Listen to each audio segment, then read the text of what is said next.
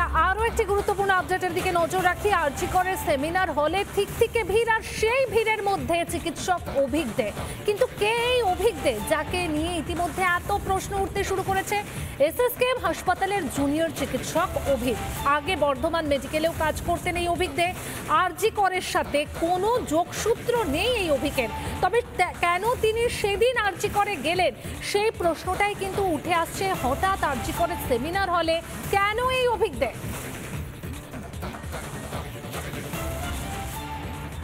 চিকিৎসক অভিক দে এই মুহূর্তে সব থেকে বেশি আলোচনার কেন্দ্রবিন্দুতে। আরজি করের ঘটনার দিন যে সেমিনার রুম, সেই সেমিনার রুমের ভেতরে প্রচুর মানুষ জড়ো হয়েছিল। পুলিশের তরফে যে ভিডিও প্রকাশ করা হয়েছে, সেই ভিডিওতে দেখা যাচ্ছে লাল জামা পরে অভিক দে সেখানে রয়েছেন। তবে পুলিশের তরফে জানানো হয় যে তিনি নাকি ফিঙ্গারপ্রিন্ট বিশেষজ্ঞ। সূত্রের খবর, এই অভিক দে অত্যন্ত প্রভাবশালী এবং তার সাথে ইতিমধ্যেই মুখ্যমন্ত্রী মমতা বন্দ্যোপাধ্যায়, মন্ত্রী চন্দ্রিমা ভট্টাচার্যের ছবিও প্রকাশ্যে এসেছে। এহেন অভিক দে কে, এটাই এখন সব থেকে বড় প্রশ্ন। আর এরই তথ্য তালাশে নামলাম আমরা। আমাদের হাতে যে তথ্য এসছে, দেখা যাচ্ছে যে এই অভিক দে বর্তমানে পিজি এসএসকেএম হাসপাতালে জেনারেল সার্জারি বিভাগে জুনিয়র রেসিডেন্ট হিসেবে কর্মরত। আগে তিনি ছিলেন বর্ধমান মেডিকেল কলেজের রেডিও ডায়াগনোসিস বিভাগের আরএমও কাম ক্লিনিক্যাল টিউটার পোস্টে। সম্প্রতি তিনি এসএসকেএম হাসপাতালে যোগদান করেন জেনারেল সার্জারি বিভাগে যে জুনিয়র রেসিডেন্ট, সেই পোস্টে।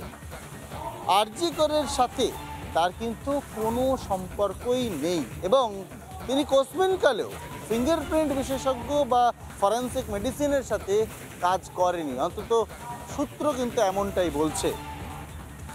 আরও বেশ কিছু তথ্য উঠে আসছে এই অভিকদের সম্পর্কে, যা অত্যন্ত চাঞ্চল্যকর।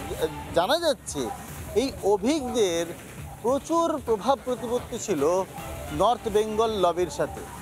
দেখা যাচ্ছে যে ওয়েস্ট বেঙ্গল মেডিকেল কাউন্সিল, সেই ওয়েস্ট বেঙ্গল মেডিকেল কাউন্সিলের যে কোর কমিটি, সেই কোর কমিটিতে যেখানে ডক্টর নির্মল মাঝি রয়েছেন, ডক্টর সুদীপ্ত রায় রয়েছেন, ডক্টর শান্তনু সেন রয়েছেন, তাদের সাথেই কিন্তু একসাথে নাম রয়েছে এই অভিকদের।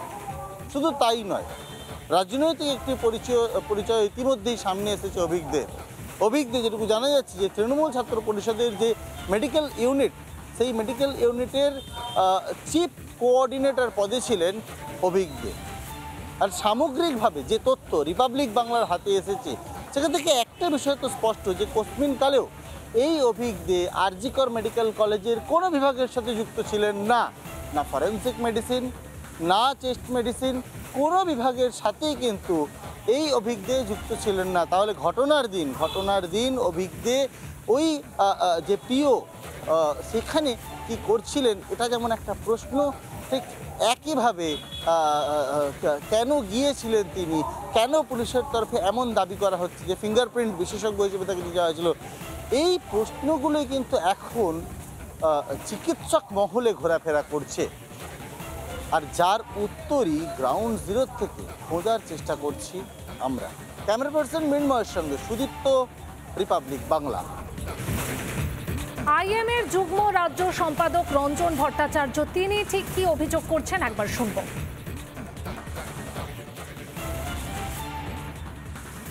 বর্ধমান মেডিকেল কলেজের লালবাবু নামে পরিচিত হচ্ছে এই অভিক দে। এমবিবিএস পাশ করেন উত্তরবঙ্গ মেডিকেল কলেজ থেকে। তারপর শুধু এমবিবিএস হয়েই তিনি residential medical officer cum clinical tutor এই পোস্টে ডিপার্টমেন্ট অফ রেডিও ডায়াগনোসিসে বর্ধমান মেডিকেল কলেজে জয়েন করেন। এই লাল জামা পরা অভিকদের কী যোগ্যতা? শুধুমাত্র একটা ফার্স্ট ইয়ার পিজিটি হয়ে সে যদি মনে করেন যে এখানে যাবেন, তার ডিপার্টমেন্টে প্রথম বছর সে কীভাবে যে ফার্স্ট ইয়ারের সার্জারি ডিপার্টমেন্টের চান্স পেয়েছে আমরা সবাই জানি। তার প্রথমে বলা হয় কোভিড পোস্টিং দেওয়া হচ্ছে, তারপরে বলা হচ্ছে যে রুরাল পোস্টিং। বর্ধমানে যারা থাকেন তারা জানেন যে বর্ধমান মেডিকেল কলেজ থেকে অনাময়ে হাসপাতালের ঢিল ছোড়া দূরত্ব, যেটা কোনো মতেই প্রান্তিক গ্রামাঞ্চলে কাজ করা একজন চিকিৎসকের কোটায় তালিকাভুক্ত হয় না। কিন্তু সেখান থেকে সেই কোটা পান এবং সেই অর্ডারটা হয় লোকাল অর্ডার, এটা কোনো স্বাস্থ্য ভবনের অর্ডার নয়, লোকাল অর্ডারের ডিটেলমেন্টে আজ অবধি কোনো কেউ সার্ভিস কোটা পায়নি, পেয়েছেন এই লালবাবু অভিজ্ঞ। এবং তার সাথে সাথে এর পরবর্তীকালে সে ফার্স্ট ইয়ার পিজিটি হয়ে আপনার পশ্চিমবঙ্গ স্বাস্থ্য মেডিকেল কাউন্সিলের নির্বাচনের সময় সক্রিয় ভূমিকা এবং তার সদস্য হওয়া, তাই অডাসিটি একদিনে হয়নি।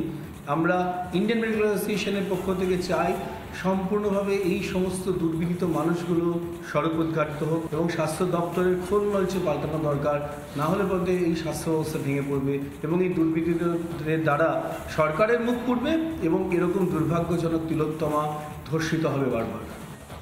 আরজি করের প্রাক্তনী তাপস বিশ্বাসের বক্তব্য শোনাবো আপনাদের। আরজি করের প্রাক্তন ছাত্র এবং আমি জয়েন্ট প্ল্যাটফর্ম অফ ডক্টরসের একজন সদস্য। যেটা বলতে চাইছিলাম, এই যে অভিজ্ঞ এই ঘটনাটা যা ঘটেছে, যদি দিদি সত্যি চান, যদি মুখ্যমন্ত্রী সত্যি চান, পুলিশ যদি প্রমাণ লোপাটে না সাহায্য করেন, যদি দিদি সত্যি সেই সদিচ্ছা থাকে, কয়েক ঘন্টার ব্যাপার এই সমস্যাটাকে সমাধান করার জন্য। এটার জন্য পুরো যে করাপশনের যে সিন্ডিকেটটা তৈরি হয়েছে, এই সিন্ডিকেটটাকে ডিসম্যান্টেল করতে হবে। এবং এই সিন্ডিকেটে আছে শ্যামাপদ দাস, ডক্টর সুদীপ্ত রায়, ডক্টর সুশান্ত রায়, অভিজ্ঞ দে, সন্দীপ ঘোষ, বিরূপাক্ষ বিশ্বাস এবং মুষ্টিমেয় কয়েকটা ইন্টার্ন হাউস টপার পিজিটি। এদেরকে অ্যারেস্ট করুন, এদের এই ইনফ্রাস্ট্রাকচার যেটা আপনি বানিয়েছেন সিন্ডিকেটে, এগুলো ডিসম্যান্টেল করুন, আরজি করকে আবার সেই পুরনো গ্লোরি ফিরিয়ে দিন। দিকে নজর, বর্ধমান মেডিকেলে হুমকি সিন্ডিকেট, বিস্ফোরক অভিযোগ আইএম এর যুগ্ম রাজ্য সম্পাদক রঞ্জন ভট্টাচার্যের কথাতে উঠে এলো উত্তরবঙ্গ লবির নাম, প্রশ্ন ফাঁসের অভিযোগ, আর সেই অভিযোগে নাম উঠে এলো প্রিন্সিপাল সুরিতা পালের, আরজি করের প্রাক্তন প্রিন্সিপাল সুরিতা পালের নাম। অভিযোগ সুরিতা পালের বিরুদ্ধে, বিস্ফোরক অভিযোগ আইএম এর যুগ্ম রাজ্য সম্পাদকের। তিনি ঠিক কি জানিয়েছেন শুনবো। উত্তরবঙ্গ লবির কথা বলছি, কিন্তু এই বর্ধমানের এই থ্রেড সিন্ডিকেট যে কত বিপজ্জনক তা এই এপি সেন্টারের লোকজন থেকে যারা কাজ করতে শুরু করেছে তারাই প্রকৃত জানেন। এরপরে অভিজ্ঞ তার ছড়ি বিস্তার করতে থাকে বিভিন্ন মেডিকেল কলেজে এবং নতুন মেডিকেল কলেজগুলোতে পঠন পাঠন করে উঠে যায়। যে সমস্ত মেডিকেল কলেজগুলোতে ইতিপূর্বে যে 25 জন অন্তত ভালো ছাত্রছাত্রী ছিল, তারাও কিন্তু পড়াশোনা বন্ধ করে দেয়, কারণ জানেন যে এই অভিজ্ঞ সিন্ডিকেটের সাথে যদি না হাত মেলায় তাহলে প্রশ্নপত্র ফাঁস হবে না। স্বাস্থ্য বিশ্ববিদ্যালয়ের যখন উপাচার্য হন প্রফেসর সুরিতা পাল, যিনি তার ভূতপূর্ব অধ্যক্ষ ছিলেন বর্ধমান মেডিকেল কলেজে, তখন থেকে কোশ্চেন লিক শুরু হয় এবং প্রথম 5 মিনিটের মধ্যে কোশ্চেন পেপার এবং আধ ঘন্টার মধ্যে আনসার পেপার চলে আসতো এবং সেইগুলো ডিস্ট্রিবিউট হতো। এটাও শোনা যায় আন্ডার গ্রাজুয়েট লেভেলে এই যে প্রশ্নপত্র ফাঁস, প্রতি পেপার পিছু এরা 20,000 টাকা করে অবধি কিন্তু তুলতেন। বর্ধমান মেডিকেল কলেজকে ধরেন, এখানে 4 জন স্টুডেন্টকে গ্র্যান্ড অনার্স পাওয়া যায়।